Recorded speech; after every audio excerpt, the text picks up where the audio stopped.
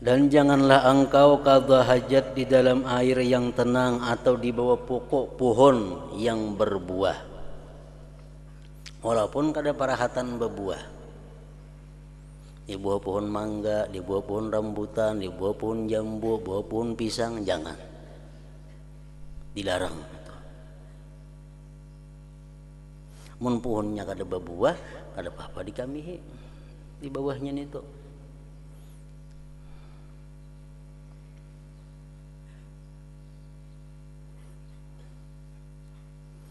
Dan jangan pula di dalam lubang. Biasa di padang pasir atau di tanah-tanah hutan tuh ada lubang-lubang di tanah. Itu merupakan rumahnya syaitan, jin.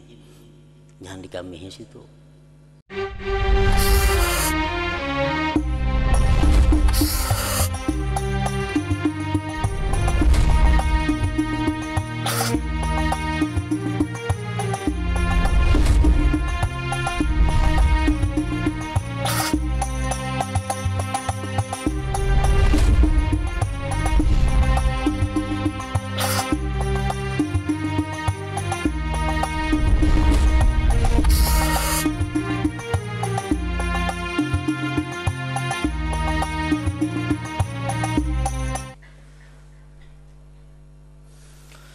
Yang kedua, adab-adab masuk ke dalam tandas atau WC.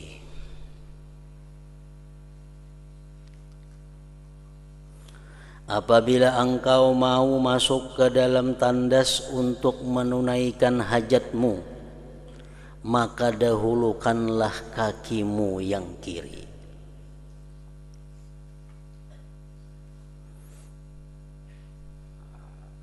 Sunat itu.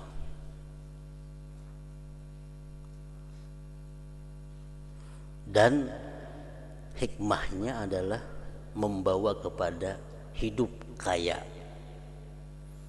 Orang yang terbiasa masuk jamban itu batis kiri berdahulu, itu hidupnya kada akan sengsara.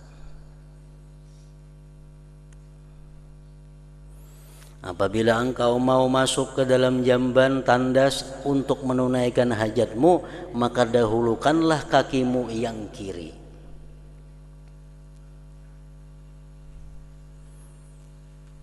Seperti itu juga kita disuruh masuk ke tempat-tempat yang kebanyakannya di situ mengandung kemaksiatan, seperti pasar, toko, mall. Nah, betis kiri dulu masuk, berpahala itu.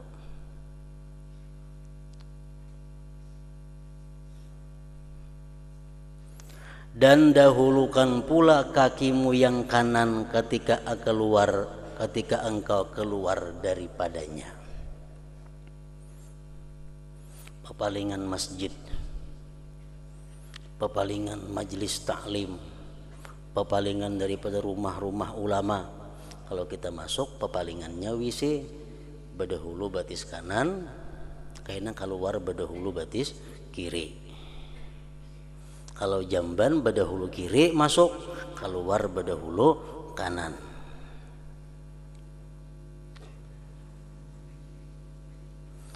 Dan janganlah engkau membawa sesuatu yang ada padanya tulisan nama Allah dan Rasul-Rasulnya. Masuk ke jamban jangan hendak membawa sesuatu nang ada tulisan agung Allah, atau nama-nama Allah yang 99, atau sifat Tuhan yang 20, atau nama-nama Nabi yang 201 itu, atau hukum-hukum syar'i atau hadis-hadis Rasulullah atau Al-Quran, jangan dibawa ke dalam jamban. Hukumnya khilaf ulama, ada yang mengatakan makruh, ada yang mengatakan haram, kecuali kada ada tempat meletakkan di luarnya. Kada ada tempat meletakkan di luar. Misalnya utas kita misalnya berharga, di situ ada tulisan Allah. Hendak ke jamban diandak di luar ini hilang.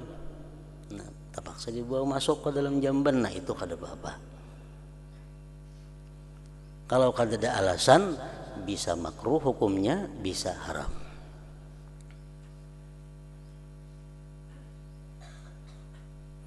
Dan jangan pula masuk ke dalam tandas dengan keadaan tidak menutup kepala. Sunat.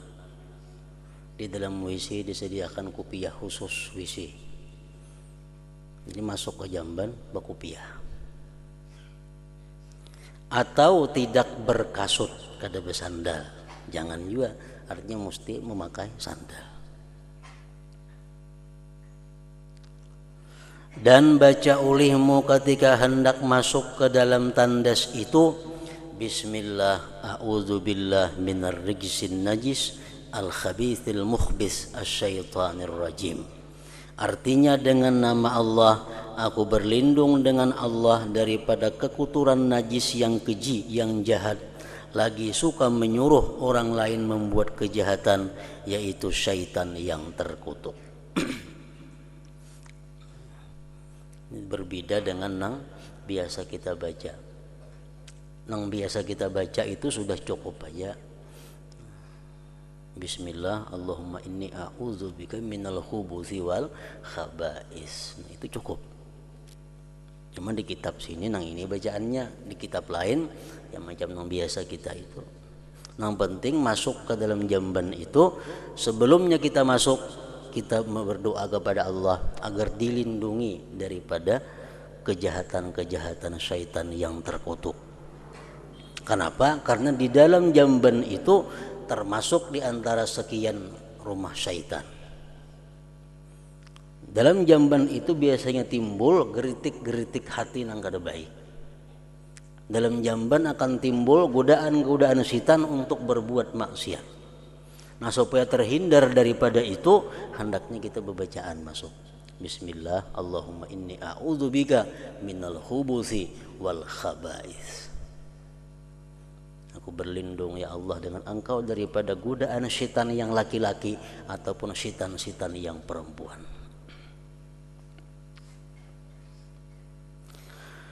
Dan sesudah engkau keluar daripada tandas, hendaklah engkau baca. Jangan di dalam jamban bacaan itu. Di dalam jamban karena hukumnya ada makruh, mungkin ada haram. Itu khilaf lagi ulama. Sudah keluar daripada jamban, baca ghufranaka. Alhamdulillah alladzi azhaba anni ma yu'dhini wa abqa alayya ma yanfa'uni. Artinya, ya Allah, berikan keampunan kepadaku. Segala puji bagi Allah yang menghilangkan daripadaku barang yang menyakiti aku dan mengekalkan di dalam badanku barang yang memberi manfaat akan daku.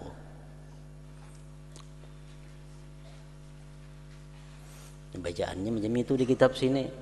Ada kita rajin lain kayak ini kalau sama aja juga. Alhamdulillah, azhaba anni aza wa afani. Ghufranaka artinya apa? Ghufranaka, aku minta ampun kepada Engkau ya Allah. Fi'ilnya dibuang. As'aluka ghufranaka, aku minta kepada Engkau ampunan Engkau. Karena apa kita minta ampun? Kalau di jamban maka minta ampun, kenapa? Karena dalam jamban tadi kita membuka aurat kita.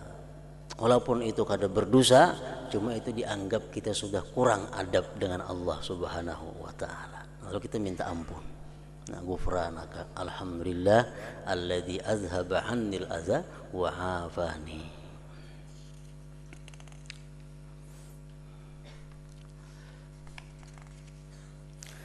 Dan sebaiknya hendaklah engkau siapkan segala yang engkau perlukan untuk beristinja itu sebelum engkau qadha hajat. Itu sudah nyata. Sebelum kita masuk jamban, siapakan dulu banyunya, segala macamnya. Jangan tuntung cari banyu kena abut. Jadi punya ada keran, dibuka dulu kerannya, bebanyu kada. Bila kada bebanyu kerannya, mencari banyu dahulu hanyar. Sebaiknya hendaklah engkau siapkan segala yang engkau perlukan untuk beristinja itu sebelum engkau qadha hajat.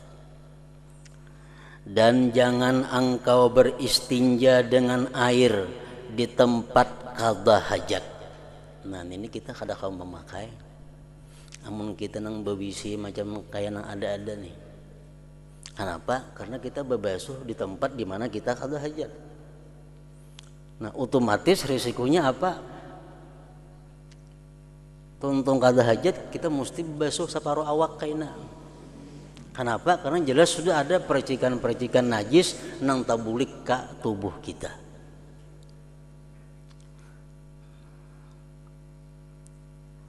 Karena kita bebasuh di tempat kita di situ qadha hajat. Nah mestinya jakanya kawa itu kita itu bebasuh di lain tempat qadha hajat. Namun di sungai Betang Banyu udah jadi masalah nyelarut nih tuh.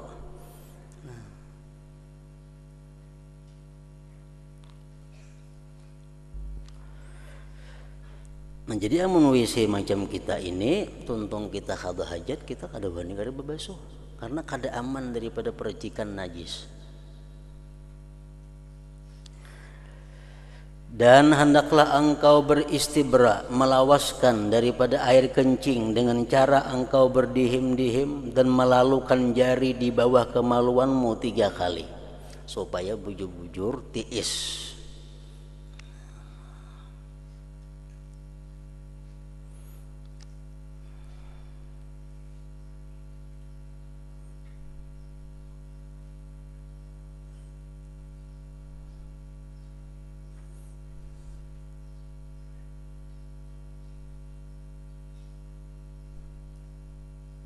Istinja hukumnya ada 3 macam hukum. Pertama istinja hukumnya wajib. Seperti orang bakameh atau bahira itu wajib. Ada istinja nang sunat seperti orang yang keluar mani karena itu kada najis. Sunat sajanya bebasuh. Ada istinja nang makruh bakantut bebasuh. Itu makruh.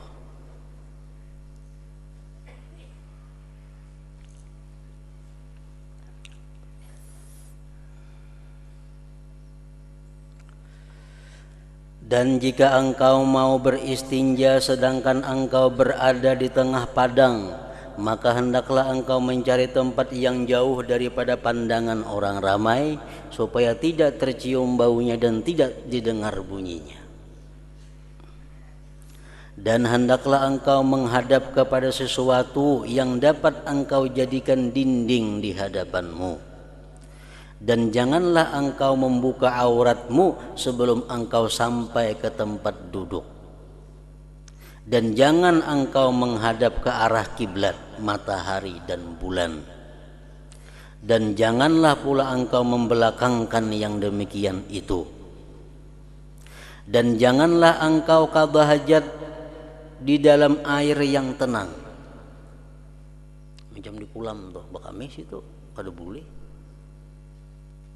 Walaupun banyunya lebih pada 2 kulah. Kecuali banyunya itu melaut. Macam danau di Baruh Bahino tuh ada banyak ada mengalir kalau situ baruh marahnya bakamis itu kada apa karena banyunya saling banyakan. Mun di kolam kita sini kada boleh walaupun lebih 2 kulah cuma halus masih belum melaut ngarannya itu. Amun banyunya nang kurang 2 kulah haram dikamihi. Kenapa? Membuat banyu menjadi najis.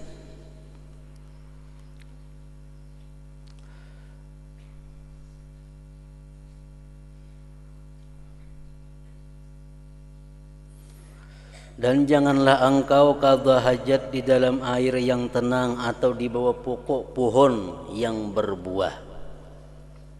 Walaupun kada parahatan berbuah. Di bawah pohon mangga, di bawah pohon rambutan, di bawah pohon jambu, bawah pohon pisang, jangan. Dilarang. Mun pohonnya kada berbuah, kada apa-apa dikamihi di bawahnya itu.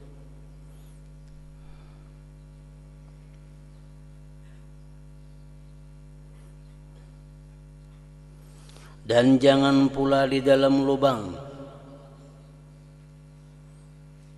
Biasa di padang pasir atau di tanah-tanah hutan tuh ada lubang-lubang di tanah. Itu merupakan rumahnya syaitan, jin. Jangan dikamihi situ. Itu bisa membahayakan kepada kita nambah kami. Dan jauhilah daripada kencing di tanah yang keras atau di tempat yang bertiup angin, karena ditakuti akan terkena percikannya.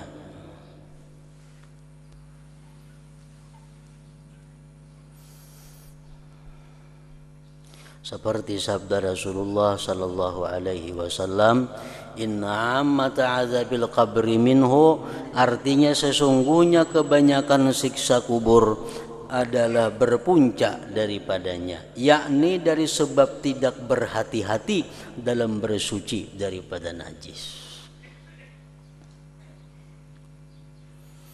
Jadi istinja kita mesti di panangahan andaknya, iktisad artinya itu nang bujur. Jangan sampai ifrat atau tafrid. Tafrid pembarang kami, kada hati-hati, itu berbahaya. Karena kebanyakan azab kubur dari situ timbulnya. Makami itu pembarang, kada tahu percikannya kemana-mana, kada tahu makami habis. Nah, itu tafrid ngarannya. Dan jangan sampai juga ifrat. Ifrat itu melampau batas. Ini waswis kena jadinya. Bakami namusnya banyu cukup setengah liter, nya 2-3 gayung bebasuh. Setengah kepala lah percikannya, atau awak lah, padahal saling jauhan kada mungkin sampai ke kepala percikannya, cuma asa ada di kepala. Nah, itu ifrat ngarannya. Jadi yang benar di mana iktisad, tengah. Jangan pembarang, jangan kaliwatan. Dan hendaklah engkau duduk ketika qadha hajat itu dengan memberatkan sebelah kakimu yang kiri supaya lebih mudah keluar najis. Jadi waktu kita duduk qadha hajat itu batis kiri nang berperan menupang awak, menupang tubuh, beratakan ke sebelah batis kiri supaya mudah, supaya lakas keluar najis. Dan janganlah engkau kencing di dalam keadaan berdiri kecuali ketika darurat. Dan himpunkanlah di dalam istinja itu antara menggunakan batu, boleh diganti dengan kertas tisu, dan air. Ini kelakuan yang dipraktikkan oleh ahli Kuba, penduduk Kuba di Madinah. Penduduk Kuba tuh kalau qadha hajatnya istinja lawan batu, hanya lawan banyu. Dipuji oleh Allah Subhanahu wa taala dalam Al-Qur'an. Nah, dipuji oleh Allah. Lawan batu dulu istinja, hanya lawan banyu. Dan jikalau engkau hanya mau menggunakan salah satu di antara dua perkara ini, batu atau banyu, maka hendaklah engkau memilih untuk menggunakan air, karena itu lebih afdal. Dan apabila engkau mau menggunakan batu saja, maka carilah 3 biji batu yang suci, yang dapat menyerapkan, menyuci dan mengeringkan najis. Maka engkau sapu dengan batu itu akan tempat keluar najis, sekira-kira tidak menyebabkan najis itu merebak ke tempat lain. Dan begitu pula hendaklah engkau sapu kemaluanmu dengan 3 kali sapu dengan sebiji batu. Artinya kalau batunya ganal, cukup sebiji batu, 3 buncuk. Kalau batunya halus-halus, 3 biji maka batunya. Dan jikalau belum hasil bersih dengan 3 biji batu, maka hendaklah engkau sempurnakan istinjamu dengan 5 biji batu atau 7 biji, sehingga jadi suci tempat keluar najis itu. Dan bilangan batu itu disunatkan ganjil. 3 kada berasih, 4 berasih, tambahi sebiji lagi supaya ganjil bilangannya. Dan menyucikan tempat keluar najis itu hukumnya wajib. Dan janganlah engkau beristinja dengan tangan kanan, makruh. Tangan kanan untuk perkara-perkara yang mulia. Dan hendaklah engkau membaca doa setelah selesai istinja ini dengan katamu, Allahumma tahhir qalbi minan nifaq wa hassin farji minal fawahish. Nah, ini doa ini pun dibaca sesudah keluar WC, berdahulu pada doa nang tadi. Nah, jadi begitu tuntung kita qadha hajat di dalam jamban, kita keluar baca doa Allahumma tahhir qalbi minan nifaq wa hassin farji minal fawahish ghufranaka alhamdulillah alladzi azhaba annil ahza wa afani. Artinya apa? Ya Allah, sucikanlah hatiku daripada sifat munafik dan peliharakanlah kemaluanku daripada kejahatan seperti zina. Dan hendaklah engkau menggusukkan tanganmu dengan tanah. Dahulu kan ada apa-apa di zaman Rasulullah itu, tuntung bahira, tuntung bekami, tuntung bebasuh, nah, tangan digisangakan gina ke tanah supaya kasat, supaya bersih. Nah, imbah digisangakan jangan dicium tangan.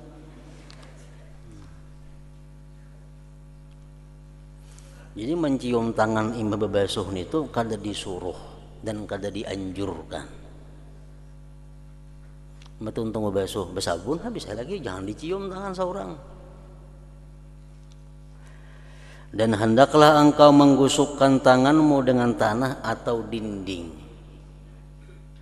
nang kasat, atau dengan sabun. Wah, ini lawan sabun.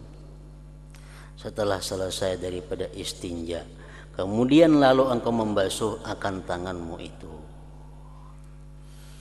Nah, hingga situ dulu. Yang ketiga, adab-adab mengenai berwudu, mengambil air sembahyang. Kayak apa cara supaya wudu itu menjadi wudu yang sempurna sesuai dengan perintah Nabi, asbighil wudu, sempurnakan wudu. Kayak apa cara-cara supaya dapat wudu yang sempurna? Nah, mesti memakai adab-adabnya. Ila hadratin Nabi sallallahu alaihi wasallam. Al-Fatihah. Bismillahirrahmanirrahim. Iyyaka na'budu wa iyyaka nasta'in. Ihdinas siratal mustaqim.